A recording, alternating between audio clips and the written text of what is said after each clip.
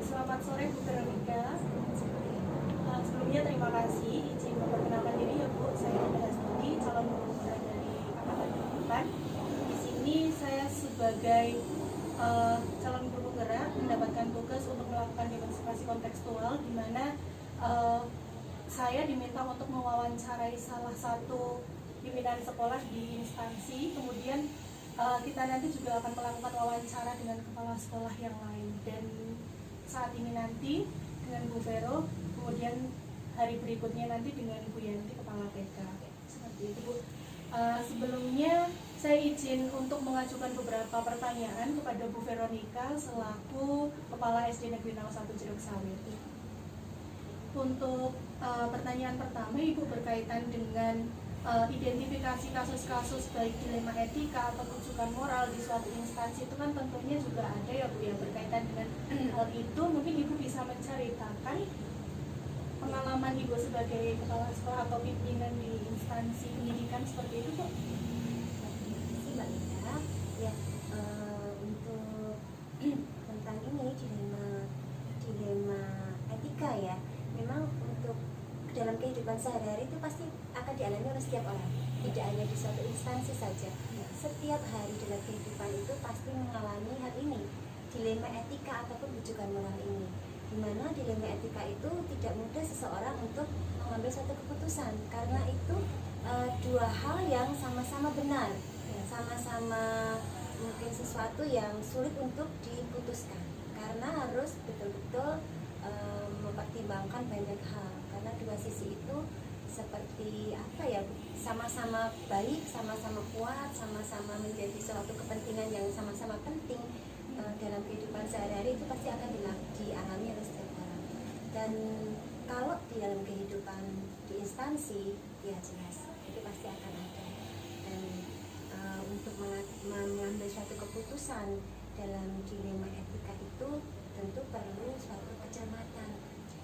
Prioritas mana yang terpenting dari yang penting, yang paling penting dari dua hal yang penting itu yang memang harus dipertimbangkan betul-betul, supaya keputusan yang diambil tentu tidak berdampak yang tidak baik bagi hal yang lain.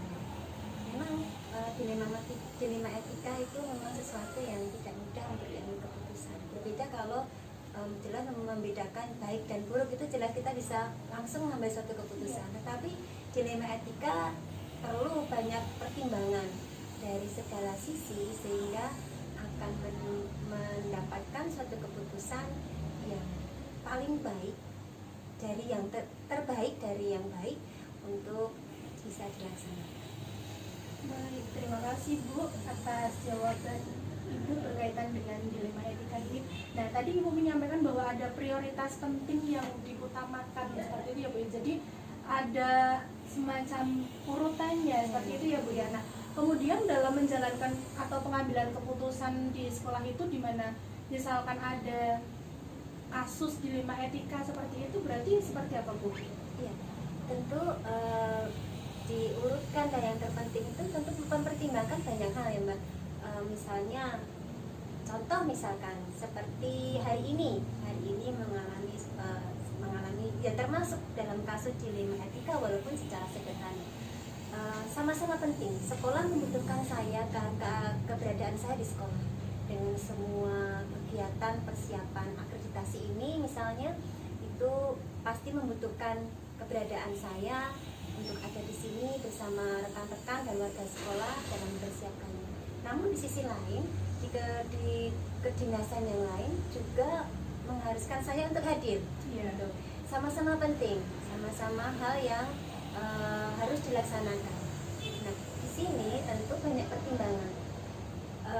Kalau bisa dilaksanakan kedua-duanya dengan membagi waktu, membagi manajemen waktu, itu mungkin akan lebih baik. Artinya dua hal penting itu bisa selaras, seiring sejalan, bisa terlaksana semua. Tidak ada yang dikesampingkan atau tidak ada yang tidak dilaksanakan. Kalau bisa selaras seperti hari ini, tentu membagi waktu. Nah, kemudian apabila dua hal penting itu memang harus ada salah satu yang dikesampingkan atau tidak dilaksanakan, tentu kita akan mempertimbangkan segala prioritasnya. Mungkin dampaknya dari pilihan itu mana yang lebih berdampak positif, itu prioritasnya. Jadi dampaknya dari keputusan itu dilihat seperti apa. Tentunya yang dipilih, keputusan yang dipilih adalah yang lebih banyak memiliki dampak positif bagi misalkan warga sekolah ataupun orang lain. Seperti itu. Baik, terima kasih Bu Vero. Dan selain dari kita dalam hal atau langkah-langkah atau prosedur ketika mempertimbangkan suatu keputusan, selain kita melihat dari dampak positif yang akan diterima oleh banyak orang, nah itu selain itu apa ya Bu? Selama ini ketika tentu untuk mendapatkan suatu keputusan, tidak keputusan seorang kepala sekolah sendiri, tentunya kita tentu melibatkan orang-orang di sekitar kita. Kalau di sekolah tentu melibatkan bapak ibu guru, warga sekolah di sini. Kita libatkan dalam mengambil suatu keputusan supaya apa yang diambil itu diketahui dan diterima oleh warga sekolah yang lain, bahwa itu akan menjadi suatu keputusan yang diambil. Dengan demikian, ketika kita menjalankan hal itu, kita akan merasa legowo, gitu loh. Artinya pertimbangan dari orang lain itu juga menjadi faktor untuk bisa menentukan suatu keputusan di lingkungan etika. Jadi intinya tentu tetap melibatkan warga sekolah, bapak ibu guru yang lain itu tentu, karena tidak akan berjalan sendiri. Seorang pimpinan itu tidak akan berjalan sendiri, tentu akan melibatkan setiap hal itu, melibatkan para guru. Baik, kemudian Ibu berkaitan dengan hal-hal yang selama ini Ibu Veronica anggap efektif dalam pengambilan keputusan untuk dilema etika ini sendiri, Bu. Selain dari mungkin dampak positifnya itu kira-kira lebih banyak diterima oleh siapa, nah seperti itu berarti selain dengan melibatkan bapak ibu guru, kemudian juga ada pertimbangan orang lain di mana warga sekolah itu juga tentunya ikut berperan seperti itu ya Bu ya, dalam menentukan suatu keputusan. Kalau di lingkungan sekolah jelas tetap dengan guru, karena kita pertimbangannya itu tetap bersama-sama mereka itu kalau di warga sekolah. Tapi kalau misalkan itu menyangkut yang lebih besar, tentu kita melibatkan mungkin atasan bisa. Kalau hal yang lebih besar ya, satu kasus yang lebih besar, yang kasus di mana itu termasuk dalam dilema etika, tetapi yang skupnya lebih besar. Tentu ketika kita butuh mempertimbangkan dengan atasan itu dibutuhkan, tentu kita akan melibatkan beliau, para atasan. Mungkin bisa ikut pengawas, karena pengawas itu kan saat sekarang ini kan sebagai pendamping. Bila suatu instansi sekolah, satuan pendidikan sebagai binaannya itu mengalami suatu permasalahan, dan itu jelas kita bisa melibatkan pengawas. Itu mungkin akan lebih kuat lagi di dalam seseorang atau kepala sekolah itu akan dalam mengambil sebuah keputusan. Namun apabila itu bisa terselesaikan di dalam lingkup sekolah dengan bersama bapak ibu guru, serasa itu cukup, ya tentu yang efektif adalah kebersamaan bersama dengan para guru. Karena musyawarah kesepakatan bersama itu akan menjadi sangat penting dalam setiap mengambil keputusan dan dalam setiap permasalahan apapun. Baik, mungkin selama ini ketika Bu Vero menjadi pemimpin pembelajaran atau pemimpin suatu instansi di lingkungan sekolah seperti itu ya Bu, ada tantangan tersendiri dalam pengambilan keputusan ini Bu? Iya, tentu ya, tantangan setiap itu pasti ada. Tantangannya mungkin ya misalkan sesuatu itu harus diambil urgent.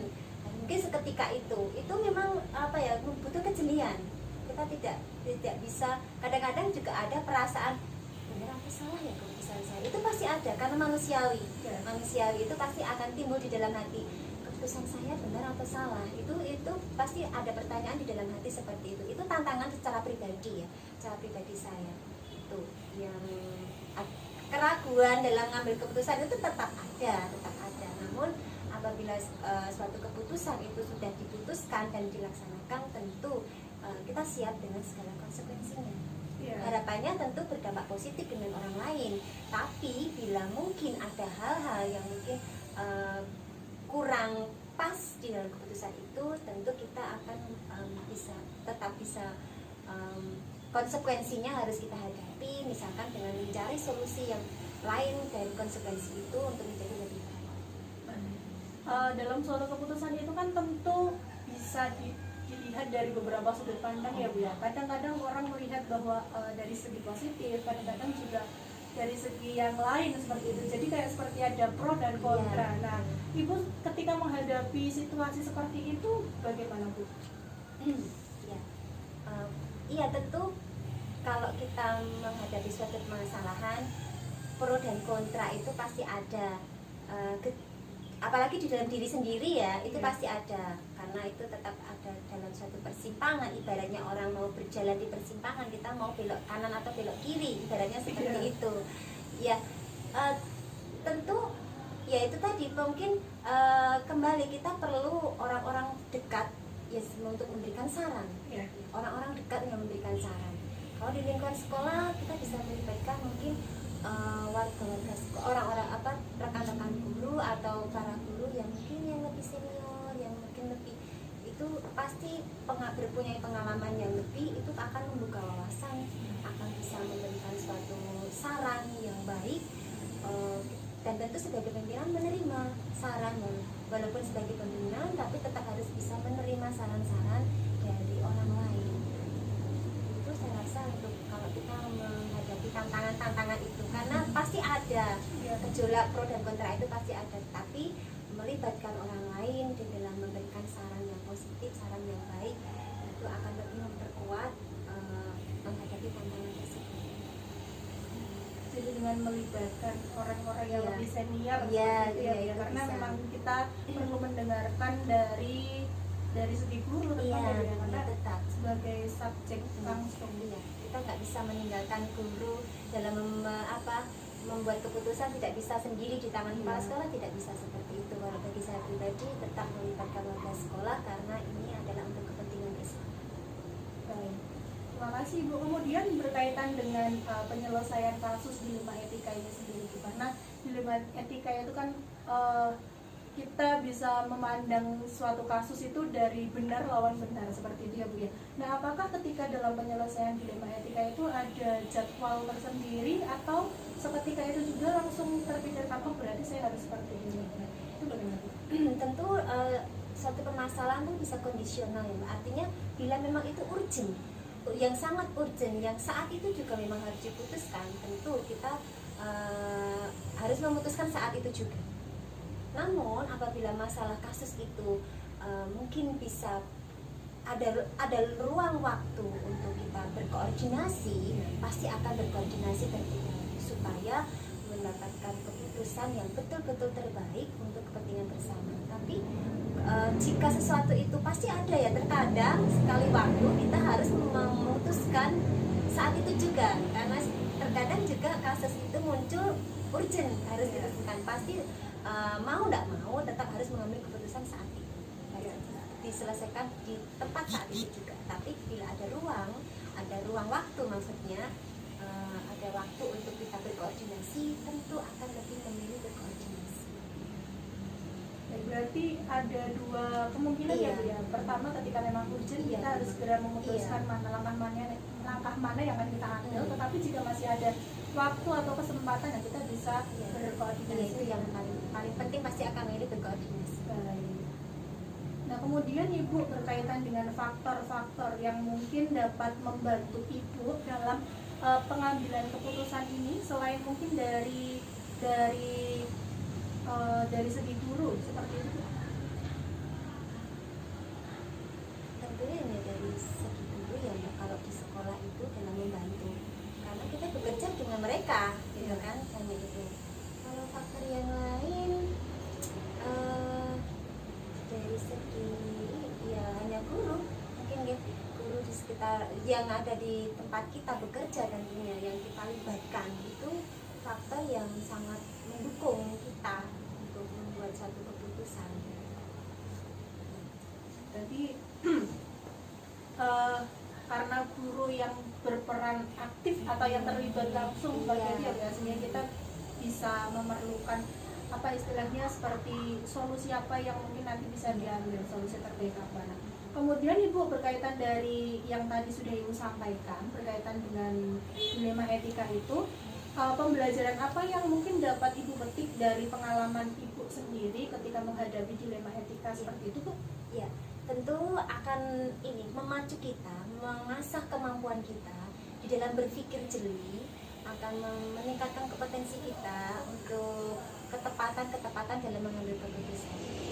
Itu akan terasah karena setiap kali kita masuk dalam suatu permasalahan, tentu kita akan berpikir, kita akan selalu berpikir untuk mencari solusi kan. Dan itu memacu kita untuk semakin, pertama tentu secara pribadi semakin dewasa dalam setiap mengambil keputusan. Yang kedua mungkin tentu semakin berhati-hati ya, kita lebih bijak, lebih berhati-hati, artinya tidak kalau orang Jawa tidak gerusa-gerusu gitu ya, tidak gerusa-gerusu dalam mengambil sebuah keputusan. Dan tentu hal yang baik lainnya, kita akan semakin mengeluarga dengan warga sekolah karena akan melibatkan terus kan, warga sekolah juga akan merasa terlibat sehingga akan membentuk suatu kerukunan ya di dalam suatu instansi itu.